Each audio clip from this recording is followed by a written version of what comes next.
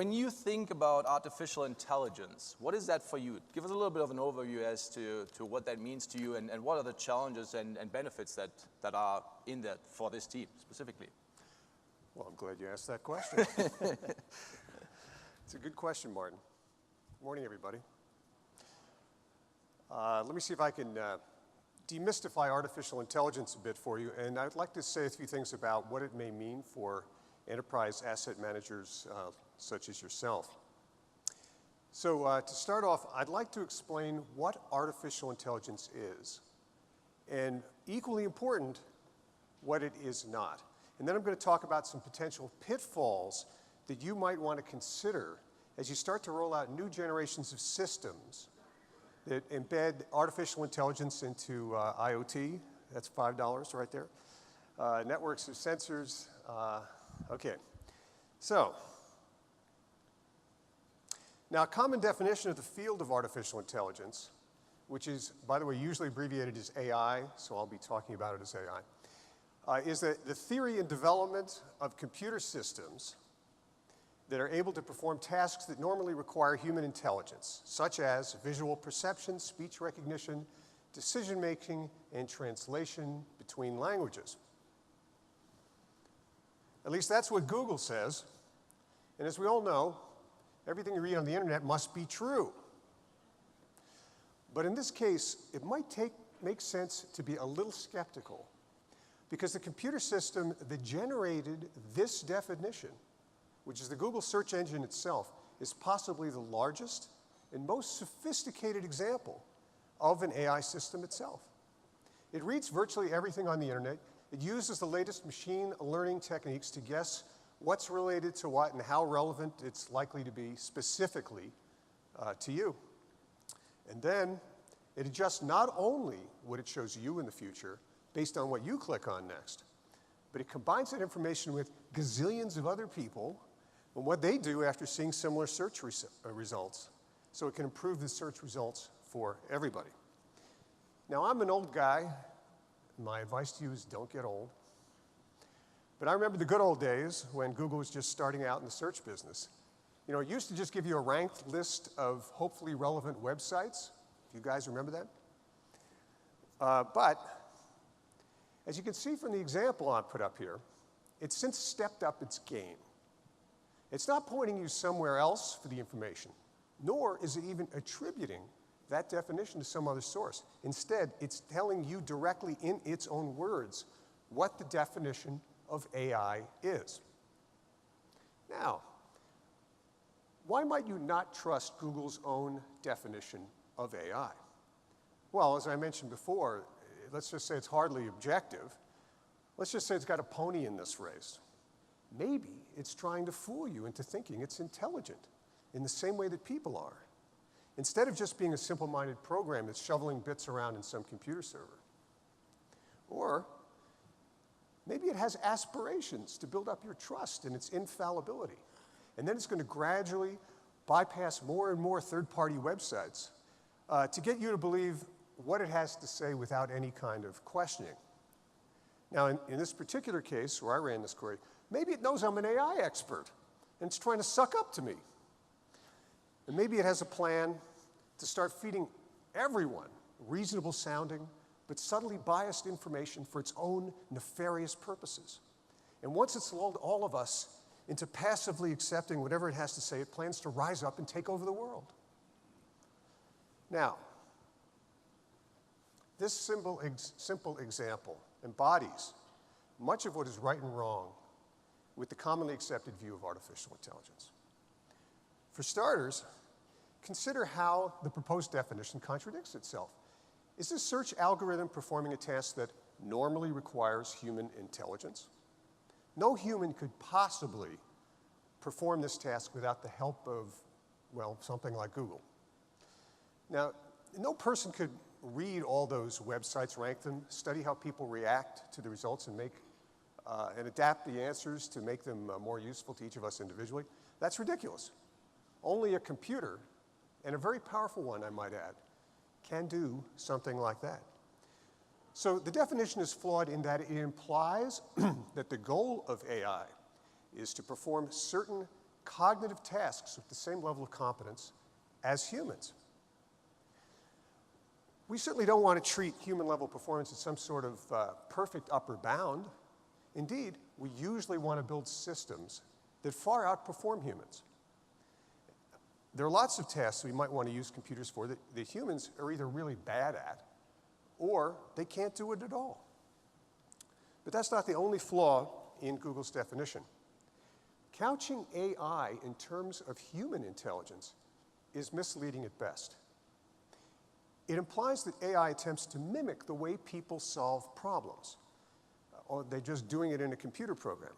Now, sometimes this is true, but more often than that, it's not true. Most of the tools that you find in an AI researcher's bag of tricks have little or nothing to do with how people go about solving problems. To illustrate this, let's pick a task right out of the definition of AI, which was translation between languages. Now, tremendous strides have been made in this field in the past few years, as you may know, mainly by applying statistical and machine learning techniques to large bodies of text. Now, in a nutshell, what the new techniques do is they look at tons of examples of already translated texts, and they find incredibly subtle patterns in that whole database. But how do people perform this difficult task?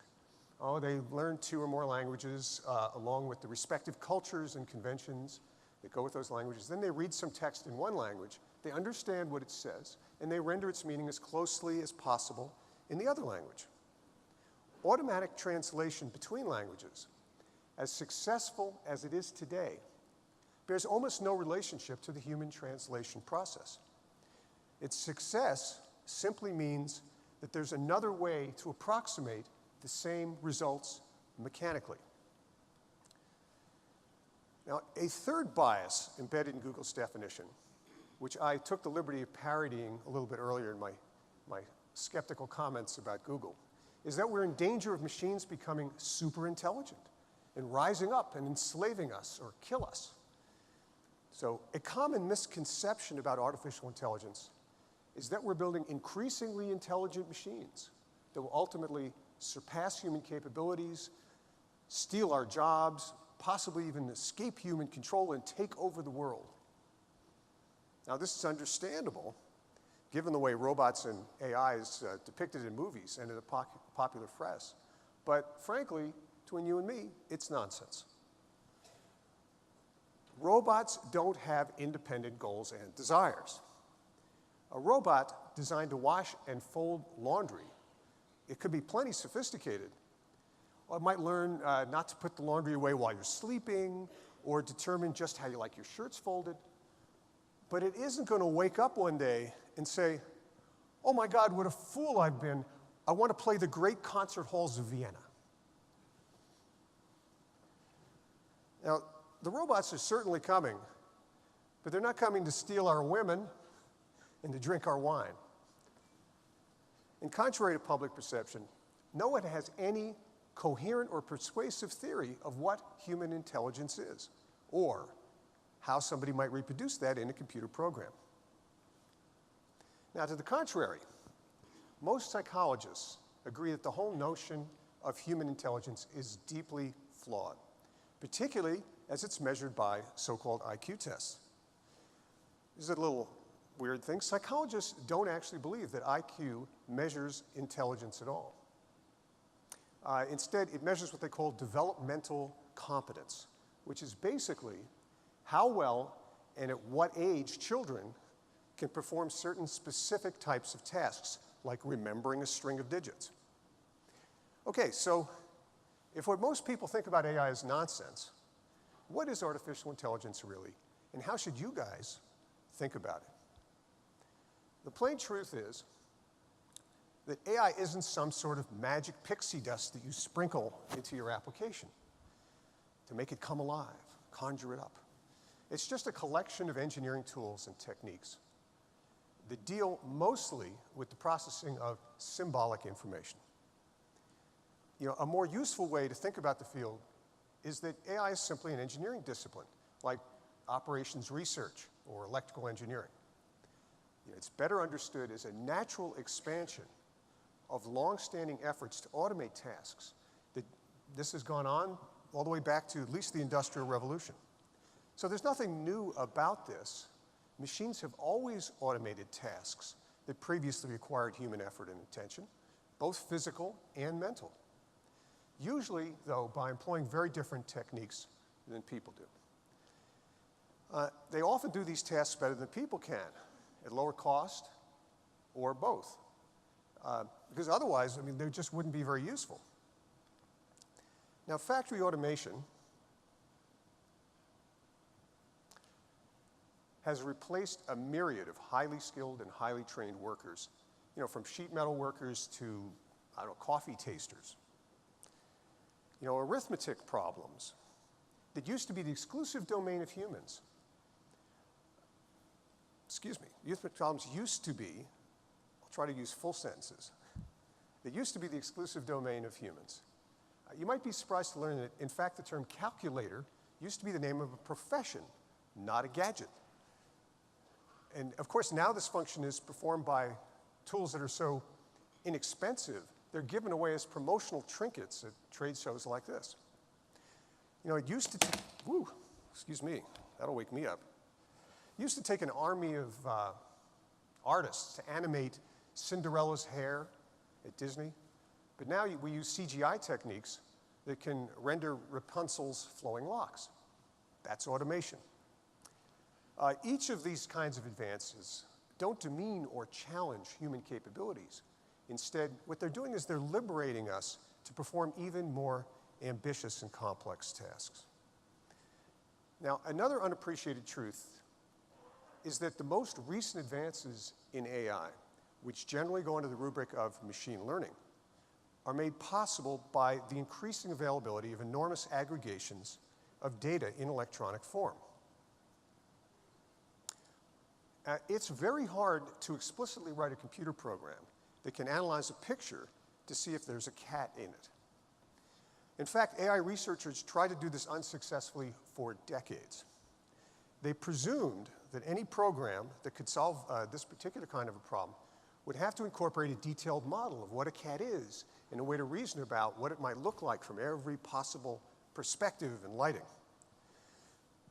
But it turns out that you can write a computer program that can accurately identify a picture of a cat by extracting statistical patterns from literally millions of pictures of cats. Now, this wasn't practical before cat lovers everywhere decided to upload a seemingly limitless number of pictures of their beloved pets onto the internet. But now they have. And AI researchers have done a terrific job of solving this problem using what's called unsupervised learning, which basically means they don't tell the program anything about cats. They just feed in piles of images, and they let the program figure it out.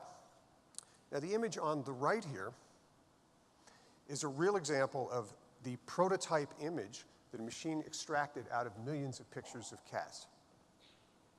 But let me be clear. Machine learning is a great tool for identifying pictures with cats in them.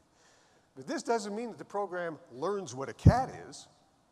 It doesn't know a paw from a whisker, or that cats are animals, or even that cats are objects that are distinct from other kinds of objects.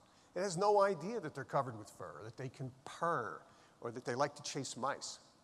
You know, for that matter, it doesn't even know it's looking at pictures at all. All it knows is that certain patterns of bits are similar to the patterns of bits in an enormous database that it has of training files. Now, you might say, but wait a minute. Don't tasks like these require intelligence? Unfortunately, the answer is not really. We're certainly using machines to perform all sorts of real-world tasks that people perform using their native intelligence.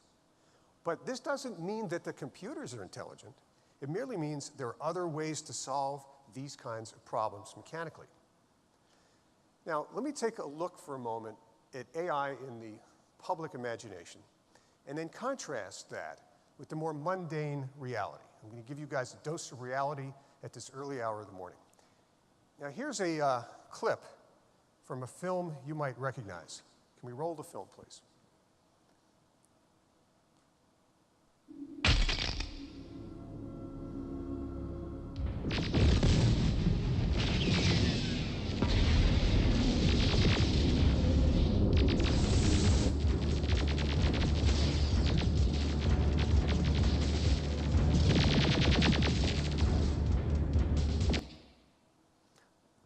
not going to show the whole film.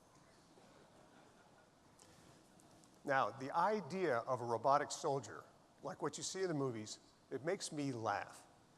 AI in the battlefield isn't likely to look anything like this. Now, for starters, wouldn't you put eyes all around the head? Why build a robot that you could sneak up behind? What sense does that make? You know, if I were designing robotic soldiers, I wouldn't make them look menacing. I'd make them look like cute little school children to throw the enemy off. Now, all this is thrilling, but let me show you now the actual state of the art. Now, the following robots I'm going to show you are contestants in the latest DARPA, that's the Defense Advanced Projects Research Agency, say that 6 times fast. And this is from their robotics challenge, and this was recently. Can we play this clip, please?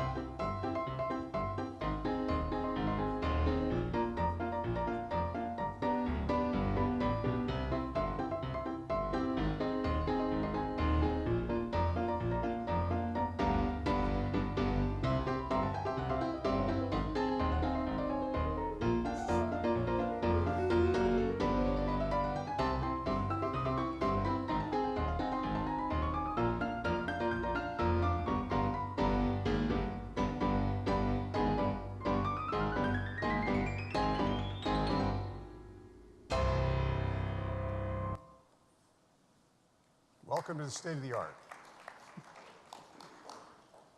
You don't want to put those in your factories. So, what's my point? Real robots don't really look anything like this. The future isn't factories full of humanoid robots running around with clipboards, tending to machines. The robots are the machines. Now, in the case of the DARPA challenge that you just saw, the reason the robots are shaped like people is precisely because the challenge is for them to operate equipment that was designed for humans. They have to drive a vehicle, use a power tool, open doors. But of course, you guys already know better. The equipment and facilities that you work with don't have eyes and ears. They're designed to perform all kinds of tasks very efficiently. But increasingly, of course, they're outfitted with all kinds of sensors that can measure things that people can't feel or measure, like vibration or stress or flow or pressure. And that's why, it's my next $5. I owe you $10 now. And what's changing fairly rapidly is that all these sensors are going digital and they're getting networked. And that has big consequences for enterprise asset management. It means that the data can be aggregated and analyzed, either locally or remotely. And that's where artificial intelligence comes in. As I explained earlier, much of the progress in AI can be attributed to the availability of large volumes of machine-readable data that can be stored in enormous databases. And this is exactly where EAM is heading. Now, if it's not happening to you already, it's a safe bet that you're about to be buried under tons of information streaming from sensors all over the place. And just as surely, a lot of the new AI techniques are going to be used to mine that data for actionable intelligence for your organizations. You know, as you know, sometimes the capabilities of these systems can be quite startling and valuable. The next 2 speakers are going to dig into this in more detail, so I'm not going to steal their thunder. Instead, I'd like to alert you to some considerations of this trend that you might otherwise escape your attention if you're thinking about Terminators and Ex Machina and things like that as your model. So let me start, though, with a classic example of using artificial intelligence to do predictive analysis, predictive component failure. Can we run this, please? Just a moment. Just a moment. I've just picked up a fault in the AE35 unit. It's going to go 100% failure within 72 hours. It's still within operational limits right now. Yes, and it will stay that way until it fails. Would you say we have a reliable 72 hours to failure? Yes, that's a completely reliable figure. Well, then I suppose we'll have to bring it in, but first I'd like to go over this with Frank and get on to mission control. But let me have the hard copy on it, please.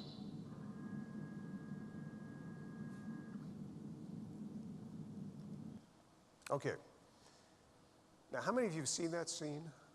Can I just get a show of hands? Great. How many of you have not seen that scene? Oh, my goodness. You know, this is the problem with being old. It used to be everybody had seen that movie. I've got to get a new movie with this kind of thing. That's from 2001, A Space Odyssey. Now, those of you who raised your hands first, you might remember the consequences of that machine being wrong. Now, that mistaken prediction, because it was wrong, was considered so serious they decided to shut the computer down. And it retaliated by killing everyone in sight. And that was in 1968. Now, sometimes science fiction has a way of becoming reality.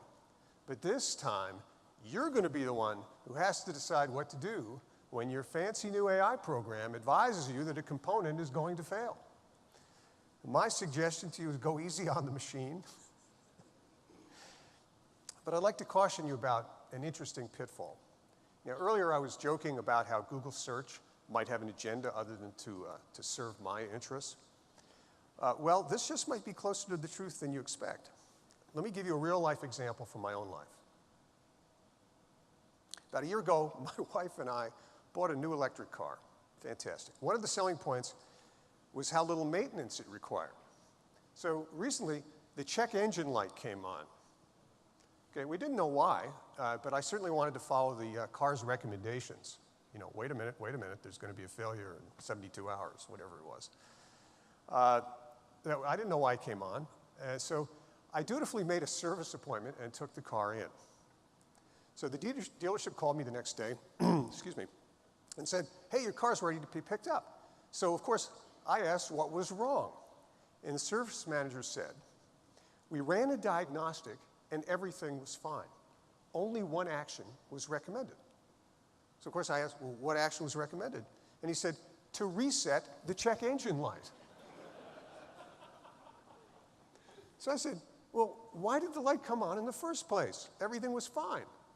He said, because it was due for a diagnostic check, and the bill to reset the check engine light was $75. So on further discussion, I'm a curious guy. I was like, well, what's that all about? I learned there was no real reason for me to get the car checked. The manufacturer had set a recommended interval based on a worst-case scenario for wear and tear in harsh climates like Fargo, North Dakota or something, not San Francisco, California, which is where I live.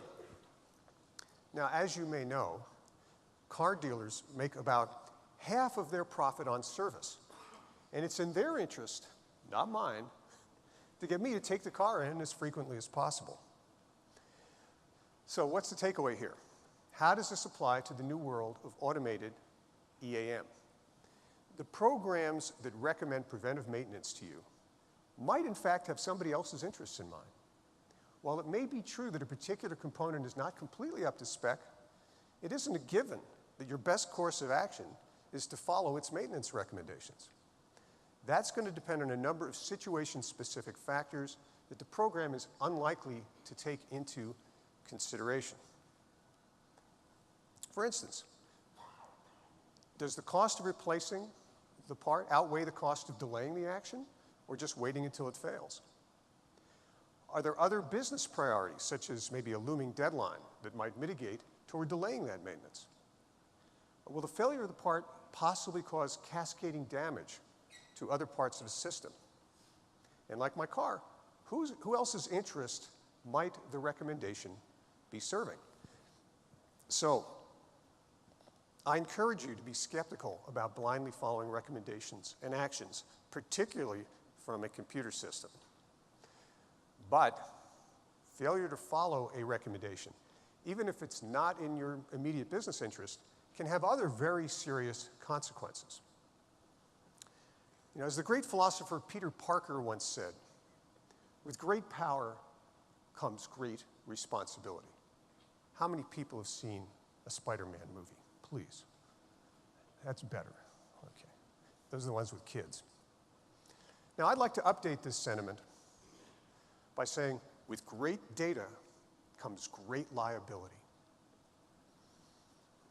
Even with the best of intentions, bad things can happen that can cause injury to property or people.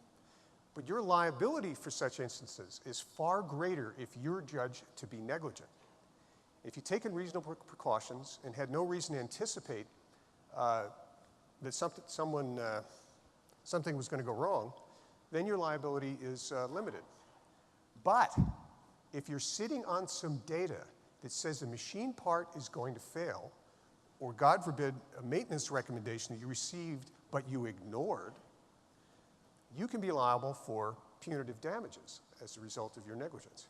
In other words, how much you know matters. Let me give you a hypothetical example. I'm not going to this hospital. Imagine you're responsible for maintaining an emergency generator at a hospital that powers critical equipment for operating rooms and life support systems in case of power failure. Now, you perform regular maintenance, including the periodic flushing of the diesel fuel tanks to avoid condensation. Now, despite your best intentions, one day the power goes out and the generator fails, and it results in the death of several patients. Most likely, if you followed the manufacturer's recommended maintenance schedule, you have limited financial exposure. But one day, the hospital replaces the generator with a newer model, and it incorporates water sensors in the fuel tank that are capable of reporting back the actual amount of condensation present. But you put in the new machine, but you fail to update your maintenance procedures to act on that newly available data. Congratulations, all of a sudden you're negligent, even though you didn't do anything differently. Now, this is a hypothetical scenario, but these concerns are very real. In the next couple of talks, you're going to hear about a real-life example of this kind of responsibility in Italy. Trent Italia has a remarkable system of sensors, failure notation, and predictive maintenance and train management, which I'm looking forward to hearing more about. And I expect they've carefully considered the proper collection and use of the data that's available to them.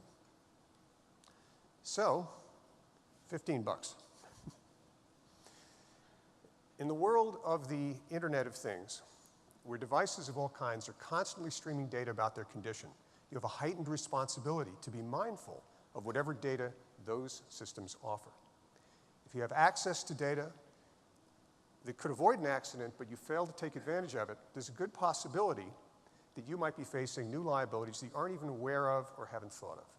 So please be aware that you may have these unanticipated responsibilities as you upgrade and install equipment that offers integration in the sense of the Internet of Things. Now, here's another interesting issue you may run into.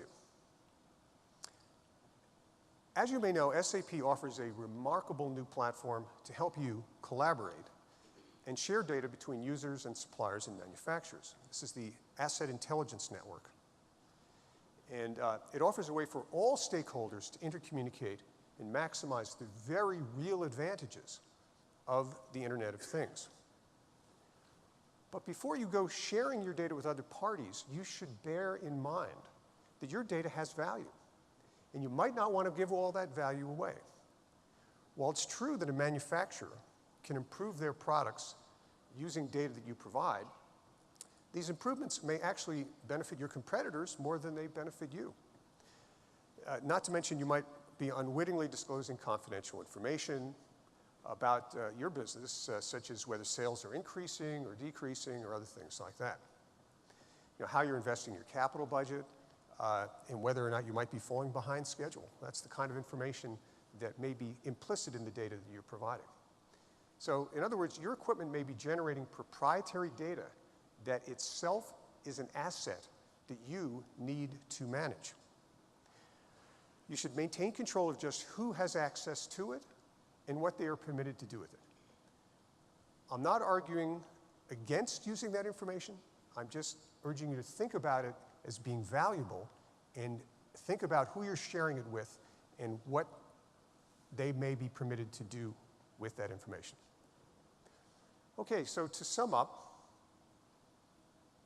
here are the key ideas I hope you will take away from my talk. First, the popular image of conscious robots and superintelligence computers is pure fantasy, and I wouldn't waste my time worrying about it. That said, artificial intelligence is making great strides, particularly in the area of extracting actionable intelligence from large collections of data. And enterprise asset management is prime territory for applying these advantages to great advances. Applying these advances to great advantage. But deploying AI systems into an interconnected world of sensors is not going to be business as usual for enterprise asset managers. Novel and rather subtle issues arise depending on how the data is collected, how it's used, and how it's shared. You may find that systems designed to help you manage your capital assets aren't always working solely in your best interests. You're opening a door for others to see proprietary information. It's even possible that your failure to take advantage of the data collected could open up new types of corporate liabilities. And so you should think carefully about who and how you share this new source of data with, as it may have competitive consequences for your business. So thank you very much.